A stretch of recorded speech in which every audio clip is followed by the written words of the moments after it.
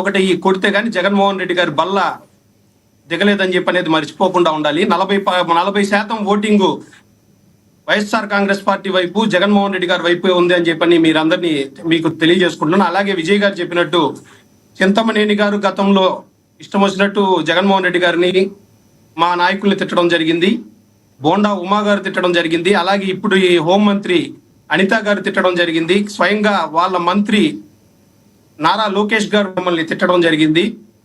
ఇప్పుడు మీరు అన్నట్టు సార్ కిషన్ గారు వాళ్ళందరూ తిట్టారు, యాక్షన్ కి రియాక్షన్ అని ఇందాక మీరే అన్నారు. అలా మరి మీరు కొడాలి నాని గారు తిట్టడం జరిగింది అని చెప్పారు. అక్కడే కూడా మీరు నిజాయితీగా కొడాలి నాని గారు మాట్లాడారు, అదేవిధంగా ఇంకో మంత్రి గారు ఉన్నారు కదా, పేరుని నాని గారు మాట్లాడారు, ఆ పేర్లు కూడా చెప్పుంటే బాగుండేది. మీరు సార్ దీనికి రాజకీయాలు అతీతంగా మాట్లాడుతున్నాను. ఏ రాజకీయ పార్టీ అయినా మనం రాజకీయ విమర్శలే చేసుకోవాలి కానీ ఇక నుంచి అయినా రైట్ వ్యక్తిగత దూషణలకి వ్యక్తిగతానికి వెళ్ళకూడదు. కరెక్ట్. అది ఏ రాజకీయ పార్టీ అయినా రాబోయే తరాలు యువకులు రాజకీయాల్లోకి రావాలి అంటే మనం ఈ సంస్కృతిని తీసుకురావాలి సార్. అది ఏ పార్టీ అయినా సార్. కరెక్ట్ గా చెప్పారు. ఎస్. ఇంకొకటి ఏంటంటే సార్, రానున్న రోజుల్లో వైఎస్ఆర్ కాంగ్రెస్ పార్టీ అధికారంకి వస్తుందా లేదా అని మీరు ప్రశ్న అడిగారు. ఈ రోజు దాకా చూస్తుంటే సార్ మాకు కూడా ఒక జిల్ అనేది ఒకటి ఉండదు సార్. యువకులం పోరాడి కొట్లాడి ప్రతిపక్షంలో ఒక పోరాడాలి, అధికార పార్టీ మీద చేసే పనులని ఎండగట్టాలి, తప్పుల్ని ఎండగట్టాలి అనే ఒక ఆలోచన మాకు ఉంటుంది. కానీ ఇక్కడ కూటమి ప్రభుత్వం మాకు అవకాశం ఇవ్వట్లేదు సార్. వీళ్ళు చేసే పనులకి ఏదైతే ఉందో, రేపు జగన్మోహన్ రెడ్డి గారు ఇంట్లో కూర్చోన్నా కానీ నేరుగా తీసుకెళ్లి సీఎం కిరీటాన్ని జగన్మోహన్ రెడ్డి గారికి అయితే పెట్టే విధంగా ఈ రోజు వీళ్ళు పరిపాలన ఉంది అని చెప్పని మీ అందరికి సగౌరవం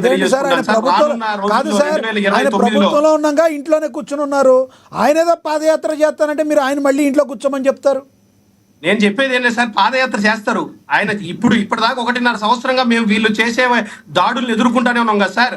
ఇప్పుడుండే పరిస్థితుల్లోనే 2029లో అధికారంకి జగన్మోహన్ రెడ్డి గారు రాబోతున్నారు అని చెప్పనే సంకేతాలు ప్రజల్లో వచ్చేస్తుందని మీకు తెలియజేస్తున్నాను సార్. రేపు పాదయాత్రలు ఇవన్నీ మొదలైతే ఆ వేవ్ ఎలా ఉంటుందో వీళ్ళ ఊహకే వదిలేస్తా ఉన్నాను. ఈసారి ముగ్గురు కాదు కదా 10 మంది ఒకటైనా జగన్మోహన్ రెడ్డి గారు విజయాన్ని ఆపలేరు. వీళ్ళ పరిపాలన ఇదే విధంగా ఇలాంటిగా దాడులు ఇలాగ రౌడీజాలు కనుక ఉంటే రేపు జగన్మోహన్ రెడ్డి గారి విజయాన్ని ఎవరు ఆపలేరు. 2029లో జగన్ రథ చక్రాలు అలా కాకుండా ఆంధ్ర రాష్ట్రంలో ఉండడం తథ్యం కాదు సార్. అలా కాకుండా ఈ మిగతా 3 ఏళ్ళు మీరెంత శాంతి సౌభ్రాతత్వాలతో ఎలా పరిపాలించారో అలా, మీరెంతగా మంచిగా పరిపాలించారో అలా, ఆ విధంగా మీరు గతంలో 2019 నుంచి 23 వరకు 23 ఎండింగ్ వరకు ఎంత సూపర్గా పరిపాలించారో ఆ విధంగా ఈ 3 ఏళ్ళు వారు పరిపాలిస్తే మళ్ళీ వాళ్ళు వచ్చే అవకాశం ఉందంటారా? సరే సార్, ఇప్పుడు మీరు అన్నారు కదా సూపర్ గా శాంతిగా అన్నారు కదా సార్. జగన్మోహన్ రెడ్డి గారు ఎన్నో సంక్షేమ పథకాలు ఇచ్చి పేదవారికి మధ్యతరగతి వారికి పథకాలు ఇచ్చినప్పటికీ మేము చేసిన కొన్ని ప్రవర్తనల వల్ల ప్రభుత్వం మాకు రాలేదని మీరు అంటున్నారు. మీ మాటల్లో అదే కదా సార్. రేపు వీళ్ళు ఏ పేదలకి మధ్యతరగతి వారికి ఉన్నవారికి ఎటువంటి ఉపయోగపడే కార్యక్రమం ఇప్పటిదాకైతే చేయలేదు. పెచ్చు ఇలాంటి రౌడీజాలు దాడులు వీళ్ళు చేసే పనులకి వీళ్ళకి ఎలాంటి డిజిట్ వస్తుందో వాళ్ళు ఓకే వదిలేస్తున్నాను సార్. రైట్, కంక్లూడ్ చేయండి. చివరిగా చెప్పండి, ఏమంటారు? నేను ఒకటే చెప్తున్నాను సార్, రానున్న రోజుల్లో ఎస్ వాయిస్ మ్యూట్ వచ్చింది, మీది వినబడతలేదు, మీ వాయిస్ మ్యూట్ అయినట్టుంది, అన్మ్యూట్ చేయండి.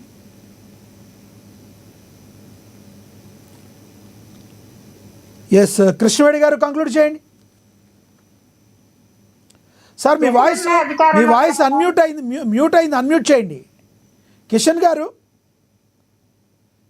నా వాయిస్ వినబడిందా మీకు? రైట్, కృష్ణవేణి గారు ప్లీజ్. ఎస్ కృష్ణవేణి గారు కంక్లూడ్ చేయండి. జగన్మోహన్ రెడ్డి గారు ఏ పార్టీలతోని పొత్తు పెట్టుకోకపోవడం ఏంటండి? తోక పార్టీలన్నిటితోనే ఆయన వెనకాల నుంచి పొత్తు పెట్టుకున్నటువంటి సంగతి ఎవరికి తెలియదు. తోక పార్టీలన్నిటితోనే ఆయన కలిసే ఉన్నారు జగన్మోహన్ రెడ్డి గారు. మేము దమ్మున్న పార్టీలు కాబట్టి 3 తెర మీదకి వచ్చి కూటమి పార్టీలుగా ప్రజల వద్దకే డైరెక్ట్ గా వెళ్ళాం. తోక పార్టీలు అధికారంలోకి రావడానికి మీరేమో తోక పార్టీలు అంటున్నారు కాదండి, మీరేమో తోక పార్టీలు అంటున్నారు. కాదు కృష్ణవేణి గారు, బయట ప్రజల్లో ఇంకో టాక్ ఉంది. అసలు ఆంధ్రప్రదేశ్లో ఎక్కడ 3 ఉన్నాయి కూటమి, 4 పార్టీలు ఒకటే కదా. అదే బీజేపీ, అదే వైసీపీ, అదే జనసేన, అదే టీడీపీ, అదే బీజేపీ. మీ నలుగురు ఒక రకంగానే ఉన్నారు. జనాలు పిచ్చోళ్ళు అయ్యారు. ఆ బీజేపీ వైసీపీ కూడా ఒకటే. బీజేపీయే వైసీపీ, వైసీపీయే బీజేపీ అనే టాక్ కూడా జనాల్లో నడుస్తుంది. వాస్తవం ఉందంటారా? కొంతమంది వ్యతిరేకులు ఏమన్నా మాట్లాడుకుంటారండి, దానికే ఉంది. వైసీపీ వాళ్ళే అలాగే మాట్లాడుకుంటున్నటువంటి పరిస్థితి కూడా ఉంది. అంటే బీజేపీ మీద పూర్తిగా పాజిటివ్ ఒపీనియన్ ఉండకూడదు, కూటమిలో భాగం. అలాగే డబుల్ ఇంజిన్ సర్కార్ గా పనిచేయడం కావచ్చు, కేంద్రం నుంచి ఈ రోజు వస్తున్నటువంటి అభివృద్ధి కోసం, ఆంధ్రప్రదేశ్ అభివృద్ధి కోసం ఉన్నటువంటి నిధులు కావచ్చు, ఇవన్నీ కూడా ఆ రోజు జగన్మోహన్ రెడ్డి గారు తేలేకపోయారు. ఇవాళ కూటమి ప్రభుత్వంలో సీఎం గారు కానీ డిప్యూటీ శేఖర్ రెడ్డి గారు ఇస్తాను ముందున్నారు కాబట్టి, నిష్ణాతులు కాబట్టి వాళ్ళు ఆ ప్రచారం కూడా చేసుకుంటారు. దాన్ని మనం పెద్దగా పట్టించుకోకర్లేదండి. 3 పార్టీలే, వాళ్ళు 30 పార్టీలు తోక పార్టీలతో తెర వెనకాల నుంచి పొత్తులు పెట్టుకున్నారు. సింహం సింగులు అంటారు. వాళ్ళ బ్రాండ్ అంబాసిడర్లు చూడాలండి. ఒకరేమో కేఏ పాల్, ఒకరేమో జడా శ్రావణ్ కుమార్, ఇప్పుడేమో మా అంబటి రాంబాబు. ఇలాంటి అందరూ కూడా బ్రాండ్ అంబాసిడర్లు. వీళ్ళు బ్రాండ్ అంబాసిడర్లుగా పెట్టుకుని జగన్నాథరాజు చక్రాలు వచ్చేస్తాయని తమ్ముడు ఉడికిరత్తంతో మాట్లాడుతూ ఉన్నారు. ఆల్రెడీ జగన్నాథ్ 11 నిమిషాలు పోయాడు తమ్ముడు అసెంబ్లీకి వెళ్ళి ప్రజల పక్షాన మాట్లాడతాను, కూటమి ప్రభుత్వాన్ని నిలదీస్తానని వెళ్ళి 11 నిమిషాలు గడవకి ముందే బయటకు వచ్చి. దానికి కృష్ణవేణి గారు, దానికి ఒక కారణం ఉందండి, మీకు అర్థం కావట్లేదు. గతంలో 150 మంది ఉన్నప్పుడు ఎలా మేము కూర్చో అని జగన్మోహన్ రెడ్డి గారు గతంలో ఎలా మాట్లాడారో మమ్మల్ని కూడా అలా మాట్లాడి మమ్మల్ని అవహేళన చేస్తారు కాబట్టే వెళ్ళిపోయి ఉన్నారంట.